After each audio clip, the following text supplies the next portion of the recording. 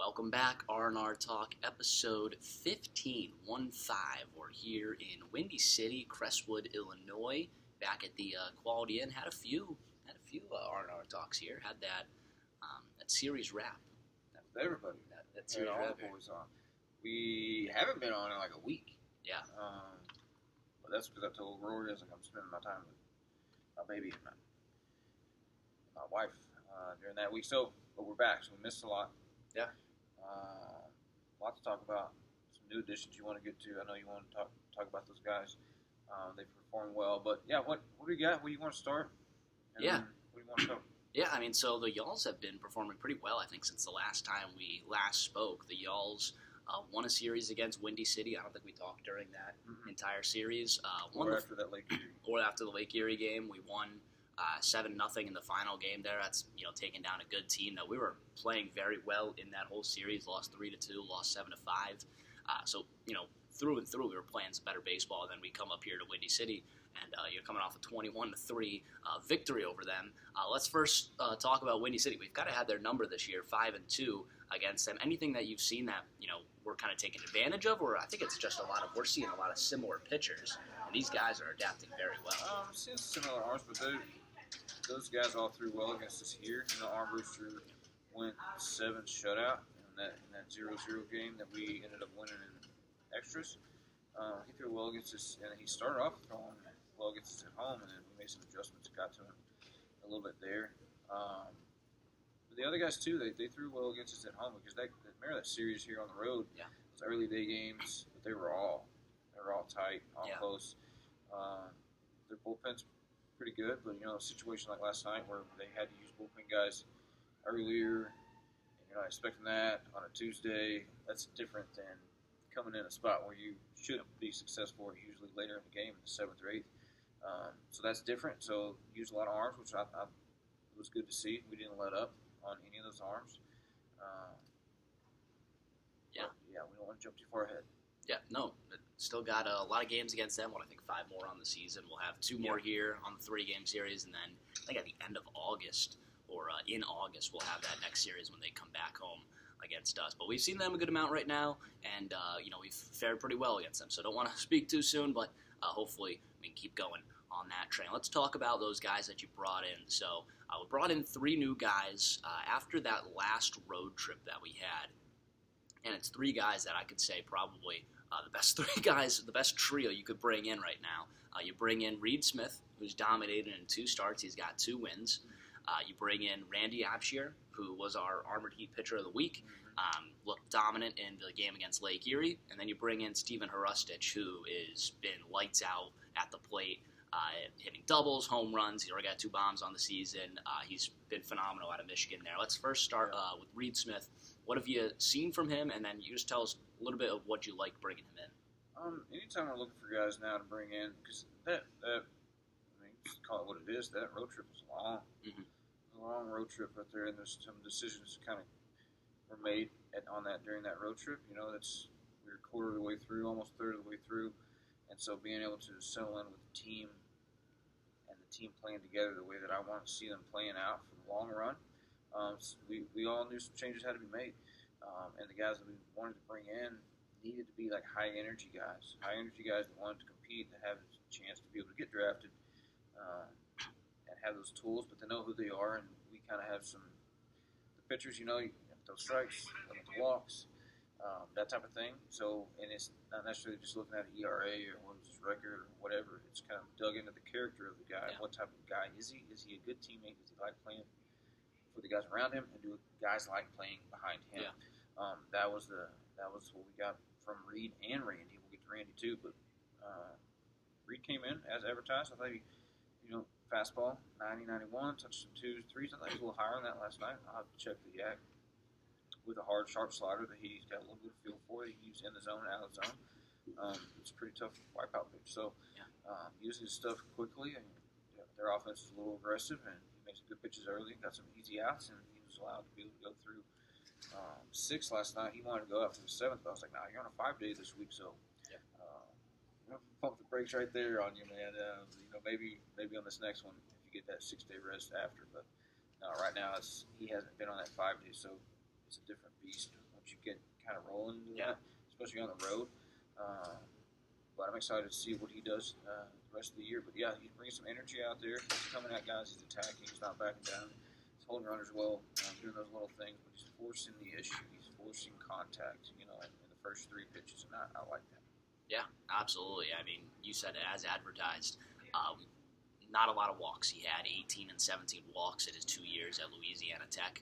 Throughout those whole seasons, he comes in here, 12 innings pitched, no walks his first time around. And 3 walks just yesterday. So he's been very good. He's already got 2 wins. That's tied for the team lead in wins with Campbell.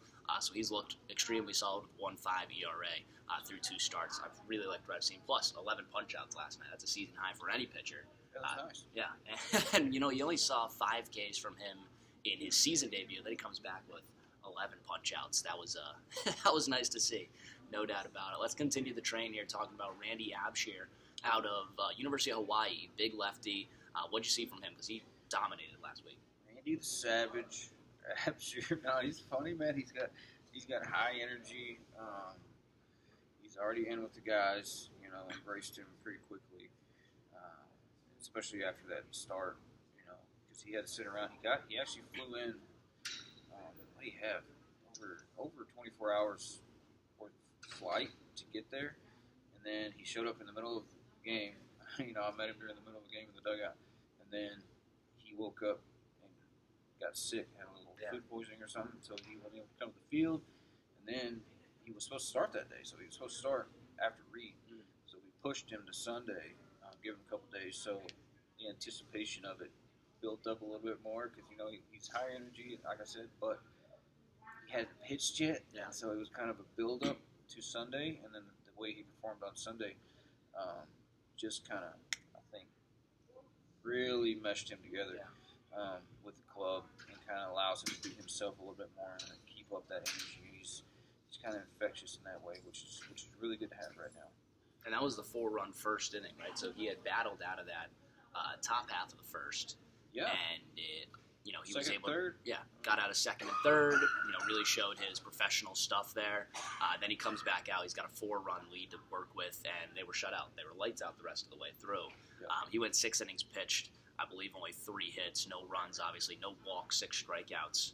He was extremely good in his debut, and that was a full, complete game for the Y'alls. 7-0 win over Lake Erie after a few close games against them in games 1 and 2. Lot of good offense in that one, but also the pitching. I mean, shutdown pitching the entire way through. That's a pitcher shutout. So now they get BP, right? They get BP. You'll get to try again. Okay, so we get to go again. Pitcher BP.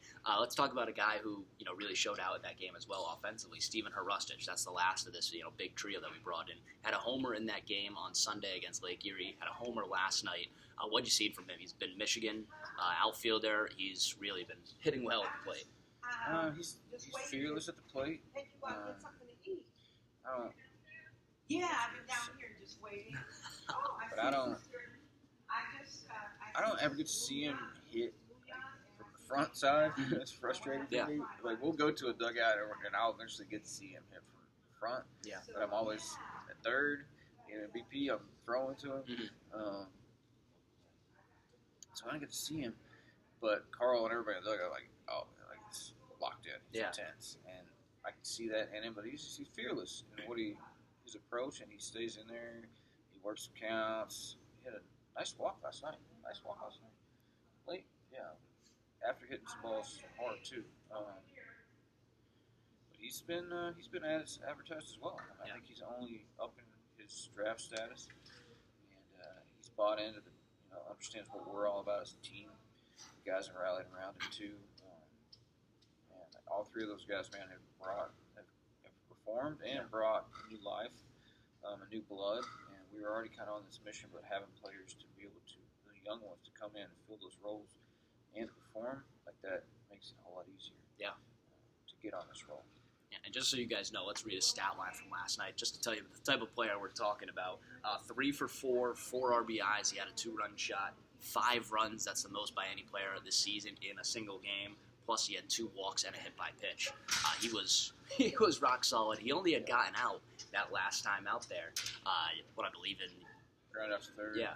in the eighth. So, or it was the top of the ninth there, where he grounded out the third. Even then, it was still a good play for that third baseman. So, we're dealing with someone big here. He might be, getting taken in that draft. And you got to talk about, David Heilbrunn. He's probably helped you out finding these guys as well. Talk about the job he's done. Every time you see Dave's on the phone, yes. Or looking up players, we're talking about him constantly. That's why I got him. I mean, he's good at his job, and that's fine. It saves me a lot of time, saves me a lot of energy, and he's building his own networks, and he's getting out there. He understands what type of guy I want. He understands that to a T. So he knows how to talk to those guys. He gets the baseball player, and he understands independent ball. He understands what they're going through. He knows how to communicate very well, and like I said, he knows my type of guy. He knows what I'm looking for. So I trust him. If I send him somebody, I know he's going to call those guys too. So he's a big piece of what we're doing. Yeah. I was talking about him on the broadcast last night. Probably a guy that most people don't know about, but David Heilbrunn, Director of Player Procurement, always spending time on the phone, like you said, always looking at video of these players, and always trying to find that next big piece. Did very well, obviously, so far through the season. And he's going to the airport tonight to pick up the newest guy, which we won't talk about yet. Yeah. But another one coming in. He's driving to the airport, take Carl's car, and going to go chauffeur the new y'all. Is he going to hold up one of those pieces of paper? Yeah, he said he might write something funny on it, but I said he needs to sharpie some tats on it. Oh, he's got a Sharpie and a tat on his arm, yeah. Heilbrunn is tough on the arm. It is. Let's talk about something. My last thing I want to talk about here. You brought it up on the bus yesterday, kind of like this 3-part series for the season. You said the beginning part was the whole, and now this part's trying to get back to 500. Last part, moving up there. Just tell me about that process. I mean, I've always heard it in professional baseball. If your team has average talent or whatever, if you can actually compete, you're going to win a third, you're going to lose a third, and the other third of the games that you play are determined by your team, and kind of decisions that you make. So looking at it, a third of the way through, it's like, hey, 11, 20. We dug this hole. Like, if you're part of digging this hole, then you better be willing to dig out, because that's where we're going. Like, that's over. Like, it is what it is. Moving on to where we want to go. I don't know. This second third, to me, is the fight back. Like, if you ain't about fighting, it's like standing up for what you want to do and playing your role, then let's just say get off the bus. Because the last, that's what we're getting back to. Fight back, just fight back to 500. That's what I'm talking about. And that last third, which I was talking to Craig about this the other day, is we're going to stick with a routine. We're always going to do our in and out when we go somewhere. We're always going to do our base running. We're always going to do our routine. We're always going to hit in a certain way, because we know the work that we put in, that pays dividends after the All-Star break. The teams that don't do that, that aren't disciplined, that have a different type of approach, those teams you see kind of falter after that All-Star break. We get on a roll, we stick with our routine, we trust in it, everybody's playing together and doing their thing, then that work will pay off. So all the lumps, and I think all the errors that we've made have been down payments to be able to not do those things moving forward. We've knocked all that out of the way. Let's learn from those lessons. You've seen that. And just play the game the right way. And that's kind of where we're headed, and we're in that moment where it's like, I want to see it this next third of the season. I want to see you do that day in and day out. Yeah. And if you do that, then we get to the last third where it's like, here's your push. Like, let's go. So I feel very confident about where we're at. I don't like it. Doesn't mean I gotta like it, but I feel confident where I'm at with this team. Like I said, always going to bring us new pieces. I got Dave. If I do lose some pieces that get picked up, just a couple arms might get picked up. Rusty might get drafted. So we got to have those guys to be able to fill in to keep the vibe going. But that's where the culture's at, and that's what I feel like. I feel very confident moving forward. Yeah, and no, they played well last night after that speech. So hopefully they continue that train, and obviously we'll be on the hunt for 500 here again. But continuing the 3-game series against Windy City, Rick Ross Thompson on the mound tonight, taking on Michael Barker, southpaw that we've seen already 2 times and have beat 2 times. So hopefully we come out on top again, and then tomorrow we have Rudy Gomez, who we haven't seen yet, but hopefully we can greet him into this series very well. Either way, that game going to be at 6:35 Central Time, 7:35 Eastern. You can catch that at Flow Sports or on MeritX. Either way, we hope you tune into the Y'all's Baseball Network, and we'll catch you next time on RnR. Thanks, y'all.